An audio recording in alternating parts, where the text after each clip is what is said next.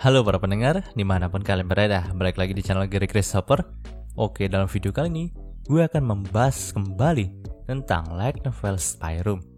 Pada part sebelumnya, kita sudah tahu kalau MC kita yang bernama Lily sudah bergabung bersama kelompok mata-mata yang bernama Tomochibi, di mana Tomochibi merupakan kelompok mata-mata yang terdiri dari 7 anggota, yang semua anggotanya adalah gadis yang hampir di drop out dari sekolah mata-matanya. Tapi Tomochibi juga memiliki misi yang sulit, di mana nantinya mereka harus menjalankan misi yang sangat mustahil untuk dilakukan. Namun, sebelum melakukan misi yang mustahil itu, selama 1 bulan ini Tomochibi akan dilatih oleh seorang mata-mata jenius yang bernama Klaus.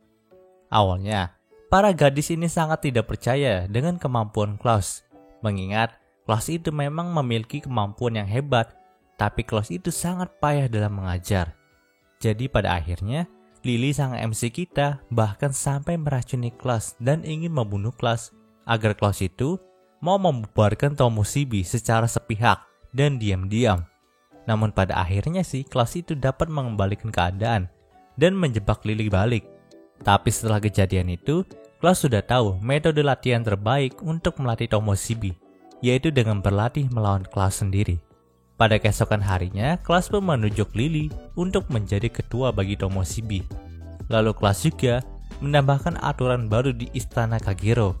Aturan tambahan pertama adalah yang bisa membuat Klaus mengatakan aku menyerah, maka orang itu bisa mendapatkan hadiah.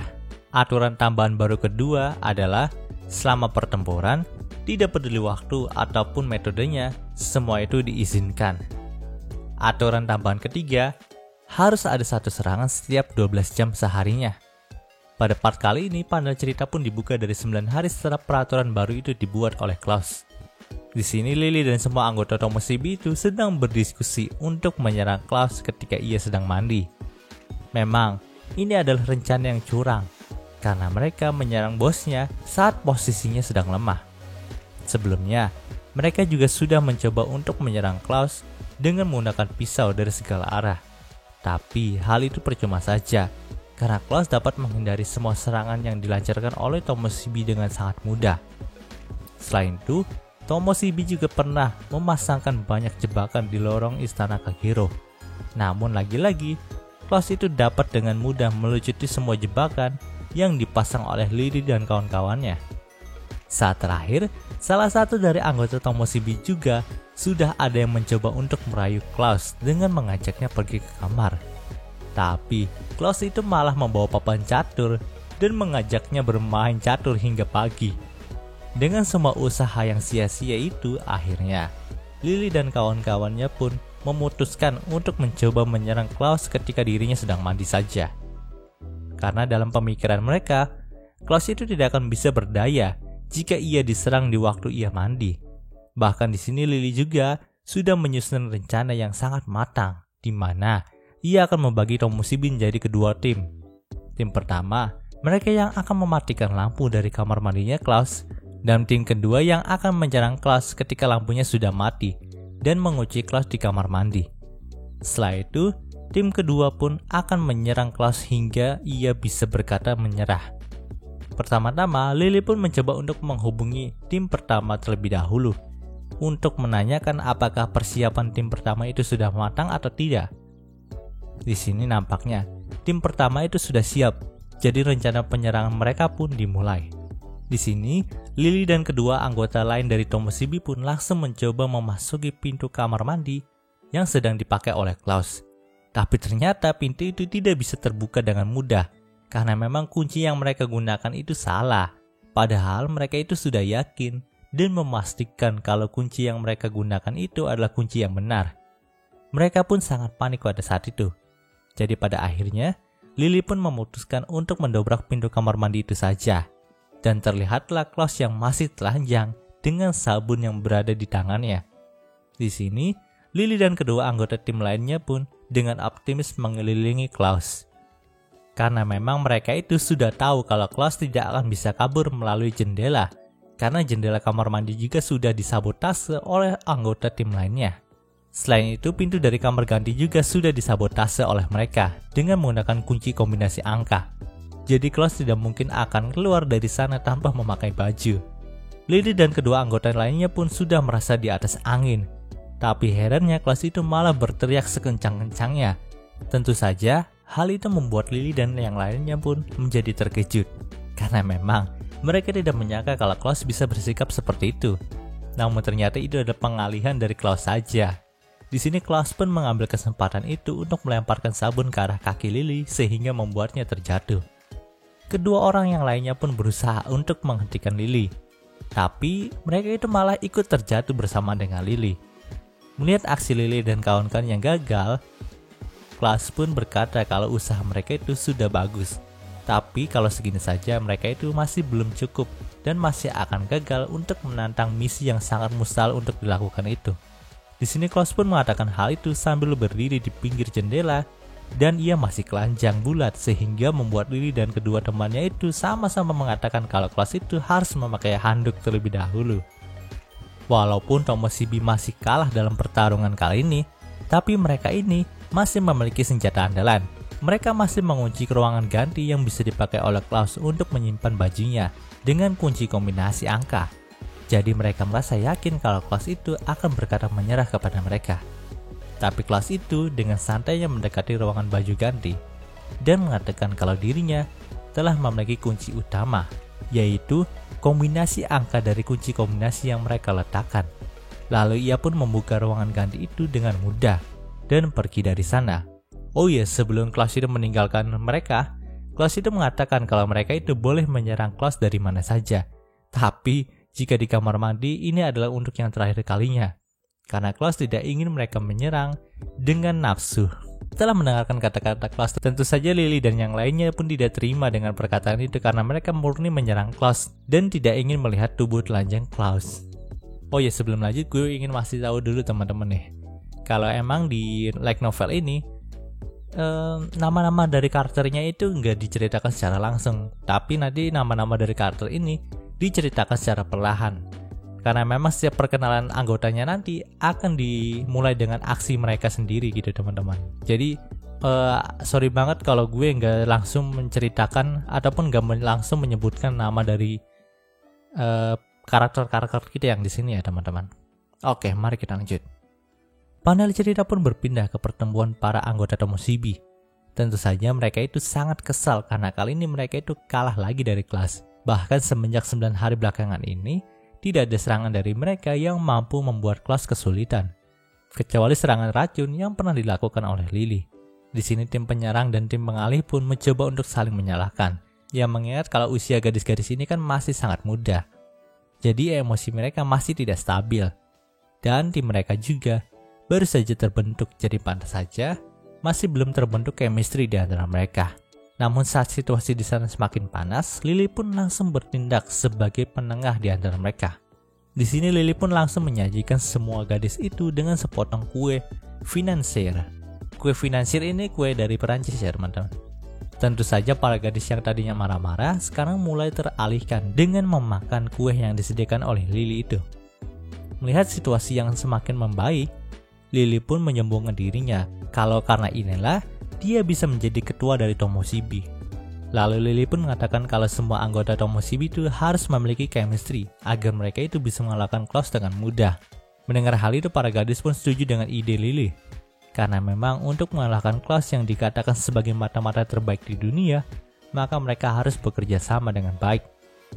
Maka dengan begitu mereka juga bisa lulus dari pelatihan Klaus dan bisa menghadapi misi yang hampir mustahil untuk diselesaikan itu. Semua gadis pun sepakat dengan hal itu, tapi ada salah satu gadis yang masih tampak tidak aktif mengikuti diskusi itu. Dia adalah Elna. Dia adalah salah satu gadis termuda dalam Tomoshibie. Umurnya masih 14 tahun. Dia memiliki rambut pirang dan berperawakan kecil. Di sini nampaknya Elna juga tidak setuju dengan perkataan dari Lily, kalau setiap anggota Tomoshibie itu harus mempererat chemistry-nya. Elna pun berkata kalau mata-mata itu tidak bisa percaya kepada seseorang. Jika mereka percaya kepada seseorang, maka mereka itu tidak bisa disebut sebagai mata-mata lagi. Mendengar perkataan dingin dari Elna membuat para gadis yang lain menatap dingin ke arahnya. Di sini, Lily pun berusaha untuk membujuk Elna dan mendekatinya. Tapi nampaknya Elna juga tidak senang dengan Lily. Lalu ia pun mengatakan kalau ia tidak akan percaya kepada siapapun di sini. Setelah itu Elna pun pergi dari sana. Melihat sikap Elna yang seperti itu membuat para gadis lainnya semakin kesal kepadanya. Tapi tidak dengan Lily, karena memang Lily menganggap kalau Elna itu masih anak-anak dan Elna hanya tidak bisa jujur kepada dirinya sendiri. Ia pun berusaha untuk memberikan pemahaman itu kepada semua anggota Tomoshibiki lainnya. Panel cerita pun berpindah ke karakter Elna. Di sini, ia pun sedang berjalan sendirian di tengah kota tanpa memiliki tujuan apapun. Ia membeli sebuah krep di sebuah stasiun dan lanjut berjalan setelah itu. Yang dipikirkan oleh Elna saat ini adalah bagaimana caranya meminta maaf kepada Lily dan yang lainnya. Karena memang Elna sendiri adalah anak yang masih labil. Ia memang memiliki pemikiran kalau mata-mata itu tidak bisa percaya kepada orang lain. Tapi ia juga menganggap kalau perkataannya kepada Lily tadi itu sudah keterlaluan. Sampai ketika Elna itu sampai di pelabuhan tanpa sepengetahuannya. Waktu itu juga sudah menunjukkan pukul 6 sore. Di sini ia pun mulai berniat untuk pulang. Tapi waktu itu ia pun dihadang oleh ketiga pria bertato yang hendak menculiknya. Elna pun langsung didesak oleh tiga pria itu. Di sini Elna pun hanya bisa bergumam sungguh malang kepada ketiga pria itu. Tapi ketiga pria itu membujuk Elna untuk bersikap baik dan berteman saja dengan mereka. Mendengar hal itu, Elna pun langsung terkejut dengan kata berteman. Sontak, Elna pun langsung bertanya bagaimana caranya mereka berteman. Karena memang di sini Elna itu berniat untuk meminta maaf kepada Lily dan berteman dengan dirinya. Namun ketiga orang itu malah mengatakan kalau ingin berteman dengan mereka, maka Elna itu harus memberitahu nama dan nomor orang tua Elna kepada mereka. Di sini Elna pun mengajukan ketiga pria itu dan pergi ke arah gang sempit. Lalu ia pun berkata, "Codename Gujin, bersiap untuk berteman dan membunuh." Lalu hidung Elna pun berkedut karena ia sudah mencium bau kemalangan yang akan terjadi. Tiba-tiba saja ratusan batu bata dari tembok dekat gang itu pun runtuh menimpa ketiga lelaki yang berniat untuk menculik Elna tadi. Lalu dengan muka yang dingin dan jijik, Elna pun berkata, "Selamat tinggal paman, kita tidak bisa berteman." Panel cerita pun berpindah ke istana Kagero. Di sini Elna itu pulang dengan kotoran di sekujur tubuhnya. Sontak hal itu membuat Lily sangat khawatir dan menanyainya tentang hal itu. Tapi di sini Elna itu sangat tenang dan berkata kalau Lily itu gak usah khawatir karena memang hal ini sudah biasa terjadi kepada dirinya. Lalu Elna pun berkata kalau serahkan komando penyerangan selanjutnya kepada Elna. Dan Elna juga akan bergantung kepada bantuan dari Lily dan yang lainnya. Setelah itu Elna pun pergi untuk membersihkan dirinya. Di sini Lily pun masih bingung dengan perkataan dari Elna tadi. Lalu ia pun dihampiri oleh salah satu gadis yang katanya pernah satu sekolah mata-mata dengan Elna. Di sini gadis itu pun menceritakan kalau Elna itu dikenal sebagai anak yang bermasalah di sekolah mata-mata sebelumnya. Karena memang semua orang yang berada di dekat Elna itu akan mengalami kesialan yang dapat mengambil nyawa orang itu sendiri dengan mudah. Jadi bisa dibilang Elna itu memiliki kemampuan membunuh alami tanpa memakai senjata apapun. Elna adalah gadis spesial yang bisa menciptakan bencana tanpa disengaja. Oleh sebab itulah, Elna diberikan codename Gujin, yang secara harfiah berarti bodoh. Karena memang ia akan selalu mencelakai partnernya, tidak peduli apapun yang terjadi kepada partnernya ataupun hubungan yang mereka jalani. Panel cerita pun berpindah keesokan harinya. Di sini Elna sudah mengetahui kalau jadwal dari kelas hari ini adalah pergi berbelanja ke kota. Jadi ia pun sengaja mengikutinya dan tentu saja ia juga berpura-pura kalau dirinya ingin berbelanja juga. Dan karena kelas itu nggak tega melihat Elna yang akan berbelanja banyak dan ia harus membawanya pulang sendirian, akhirnya kelas itu menemani Elna belanja. Namun kita tahu sendiri ini hanyalah rencana yang Elna siapkan untuk mengalahkan kelas dengan kemampuan istimewanya itu. Di sini Elna pun sudah mencium aroma kemalangan yang akan mendekati mereka. Lalu Elna pun bergumam dalam hatinya, codename Gujin, siap untuk berteman dan membunuh. Saat itu pokoknya banyak sekali kemalangan yang menghampiri Elna dan Klaus selama perjalanan mereka berbelanja. Mulai dari mobil yang remnya blong, lemparan panci yang berisi air panas, dikejar anjing galak, dan lemparan batu bata yang nyasar. Tapi semua kemalangan itu bisa dihindari oleh Klaus dengan sangat mudah. Bahkan ketika Klaus ditabrak oleh mobil yang remnya blong saja, Klaus itu bisa menghindarinya tanpa mengalami luka sedikit pun. Melihat hal itu, Elena pun sangat terkejut dengan kemampuan super dari Klaus yang dapat menghindari semua kemalangan yang disebabkan oleh Elena. Ia pun menyebut Klaus itu sebagai monster karena memang jika orang biasa yang terkena kemalangan tadi, maka pastinya orang itu akan meninggal dunia di tempat. Namun nampaknya di sini Klaus juga sudah mengetahui tentang kemampuan Elena yang menyeret kemalangan. Lalu Klaus pun mengungkapkan kalau ia sengaja mengikuti permainan dari Elena. Bahkan Klaus juga menatap Elena dengan tatapan yang dingin. Awalnya Elena itu mengira kalau dirinya akan dipukuli seperti saat ia masih di sekolah mata-mata. Tapi Klaus tidak memukuli Elena. Justru Klaus itu mengelus kepala Elena dan mengatakan kalau Elena itu sudah berjuang dengan keras. Elena bukanlah anak yang bermasalah, tapi Elena adalah mata-mata yang sangat berbakat.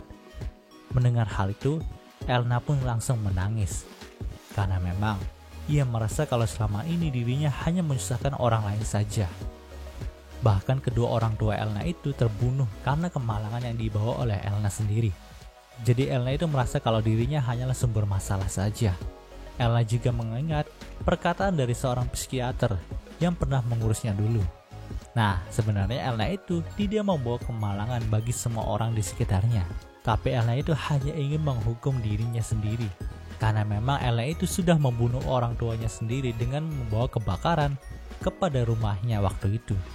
Jadi ia pun selalu menghampiri kemalangan yang ada di dunia ini untuk membalaskan dirinya sendiri. Namun kini, Elena itu sudah menemukan orang yang mau memujinya dan mau menerimanya apa adanya. Jadi Elena pun sangat senang sekaligus terharu karena hal tersebut. Panel cerita pun berpindah ke sebuah kafe yang ada di dekat kota. Di sini Elena dan Klaus pun sedang berkencan karena memang Klaus itu ingin menghibur Elena di sana. Tapi Elena itu mencium bau kemalangan yang tidak pernah ia rasakan. Lalu Elena pun memberitahu hal itu kepada Klaus. Jadi mereka pun memutuskan untuk memeriksa kemalangan itu. Namun ternyata itu adalah jebakan yang disiapkan oleh organisasi jahat.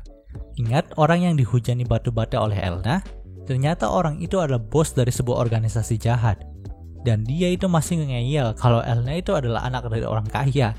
Bahkan mereka itu sampai menyandera beberapa warga di sana agar Elena dan Klaus itu mau menyerahkan diri kepada mereka. Karena tidak mau ada korban, jadi mereka pun memutuskan untuk menyerahkan diri saja. Akhirnya mereka itu dibawa ke sebuah gudang tua. Di sana Klaus itu dihajar habis-habisan oleh para penjahat itu. Tapi pada saat itu Klaus ingin ditembak, Klaus itu melihat bayangan dari para gadis Tomoshibie di dekat jendela gudang. Lalu ia pun berteriak untuk menjadi kode penyerangan kepada para gadis Tomoshibie itu. Benar saja, Lily dan yang lainnya pun langsung keluar dan menghabisi semua penjahat yang ada di sana tanpa tersisa. Setelah itu mereka pun menelpon polisi untuk mengurus para penjahat itu. Di sini ternyata sebenarnya para penjahat ini dan penyerangan Elena itu sudah disiapkan oleh Tomoshibie untuk mengalahkan Klaus. Dan benar saja sekarang itu Klaus itu masih terrantai dengan rantai yang super kuat dan dibaut yang menahan gembok rantai itu. Jadi Klaus itu tidak bisa kabur ataupun bergerak dengan mudah. Di sini Lily dan para gadis lainnya itu menyombongkan diri mereka agar Klaus itu menyerah saja. Tapi di sini nampaknya Klaus juga hanya berpura-pura tidak berdaya saja. Lalu Klaus itu langsung menghancurkan rantai yang mengekangnya. Melihat hal itu, Lily dan yang lainnya pun terkejut dan berkata bahwa lain kali kita akan menguncinya dengan rantai yang bisa mengikat dinosaurus. Kemudian Klaus pun menghajar satu persatu gadis itu. Di hari berikutnya, Elena pun datang ke kamar Klaus untuk berbicara dengannya. Di kamar Klaus juga sudah ada Lily yang tergantung dengan tali. Jadi gini ceritanya teman-teman, ternyata Lily itu disogok sama Klaus supaya membocorkan rencana penyerangan Tomoshibie kepada Klaus. Makanya Lily itu bisa mendapatkan kue finansier. Dan itu tuh ternyata sogokan dari Klaus. Dan karena pengkhianatan Lily juga, semua rencana Tomoshibie untuk mengalahkan Klaus itu selalu gagal. Tapi akhirnya si Tomoshibie itu udah tahu kalau Lily itu mengkhianati mereka. Oke, kita lanjut ke cerita utamanya. Di sini, Elena itu langsung berkata kepada Klaus kalau sebenarnya dia tahu kalau Klaus itu menyembunyikan sesuatu. Elena juga tahu kalau sebenarnya sebelum Tomoshibie pasti ada kelompok mata-mata lain yang menantang misi yang mustahil untuk diselesaikan itu. Dan kelompok itu pastinya adalah kelompok mata-matanya Klaus. Mendengar hal itu, Klaus pun sangat terkejut karena Elna bisa mengetahui hal tersebut. Namun di sini, Klaus itu masih belum bisa buka mulut. Dan ia akan memberitahu semua rahasianya saat 20 hari ke depan. Dan itu bertepatan saat Tomoshimi akan menantang misi mustahil itu. Dan cerita di part ini pun berakhir. Oke, mungkin segitu pembahasan dari light novel Spy Classroom ya kali ini. Jika kalian suka video ini, jangan lupa untuk like, komen, dan juga subscribe ya. Jangan juga share agar gue lebih semangat lagi dalam membuat video dalam channel ini. Terima kasih telah menonton sampai detik ini. Gue Gary Christopher, signing off.